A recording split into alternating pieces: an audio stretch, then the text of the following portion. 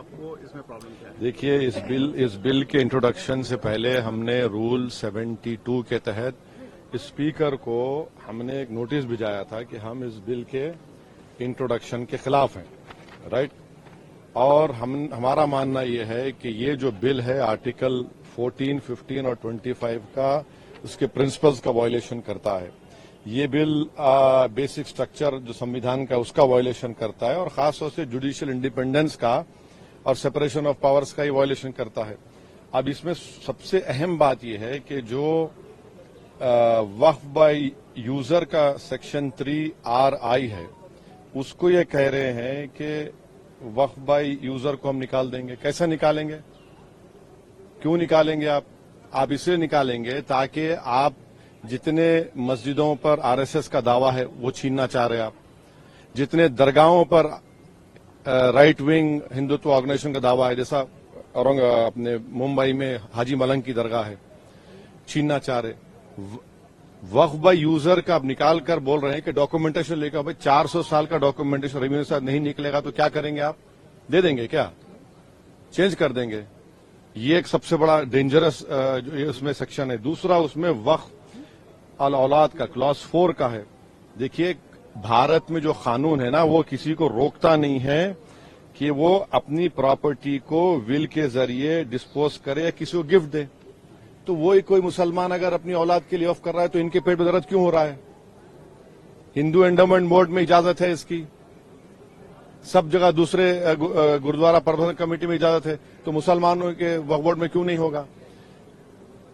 پانچویں بات یہ ہے کہ اس میں آپ یہ کہہ رہے ہیں کہ مسلمان جو 5 سال اس کے ہو گئے اسلام قبول کر کے تبھی وقف کرے گا، یہ فریڈم آف ریلیجن کا گریو وائلیشن ہے۔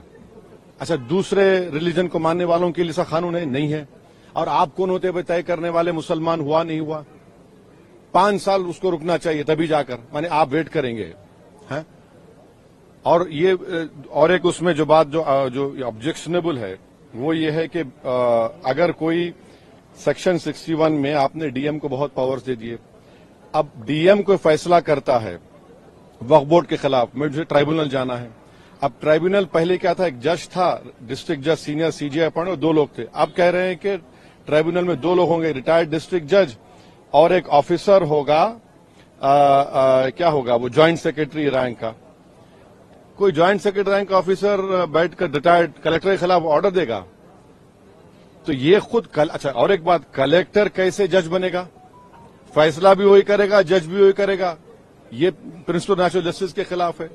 تو اس میں کئی سیکشنز ہیں جو خطرناک ہے، کئی جو وقف بورڈ کے فیور میں نہیں ہے، وقف کو ختم کرنا چاہتے ہیں۔ تو سرکار کی دلیل یہ ہے کہ سب دلیل جھوٹی ہے۔ جو کہ وقف بورڈ ایک وہ جو بول رہے ہیں نا، وہ گاؤں ڈکلیئر کون کیا؟ وہ بتائیں دیش کو۔ وہ گاؤں ڈکلیئر اگر ہوا ہے تو وقف بورڈ پہ نہیں بولنے پہ نہیں ہوا ہے، اس لیے ہوا ہے کہ سروے کمشنر کی رپورٹ آئی، اس کے بعد گزٹ ایشو ہوا، اور گزٹ کے لیے 1 سال کا ٹائم مسلمانوں کے لیے ہے، نان مسلم کے لیے کبھی بھی ٹائم ہے۔ آپ اس کو آبجیکٹ کریے نا۔ حیدرآباد میں بھی ایسے کے پراپرٹیز تھے جن کو گزٹ کے بعد بھی کورٹ نے اوور رول کیا۔ آپ مثالیں دے رہے ہیں، یہ سنیری باغ کی مسجد کا اگر ڈاکومنٹیشن لاؤ کہاں سے لائیں گے بتائیے؟ میرے پاس تو منتر شنتر نہیں ہے کہ 200 سال پرانے کے مرنے والوں کی روحوں کو بلا کر منتری جی کے پاس لے جاؤں کہ دیکھو یہ روح ہے اور یہ کہہ رہی ہے کہ وقف ہے۔ یہ کیا بات کر رہے ہیں؟ تو یہ لیجسلیشن نہیں ہے، وقف کو بلڈوز کر کے ختم کرنے کا، مسلمان اجازت خود لوٹنے کا ہے۔ JPC کو گیا ہے، آپ لوگ وروଧ کر رہے تھے، آپ کو لگتا ہے کہ JPC سے یہ راستہ نکلے گا؟ ابھی اتنا جلدی بولنا غلط ہوگا۔ JPC کا بھی اسپیکر صاحب اس کو بنائیں گے، کیا ہوگا دیکھتے ہیں۔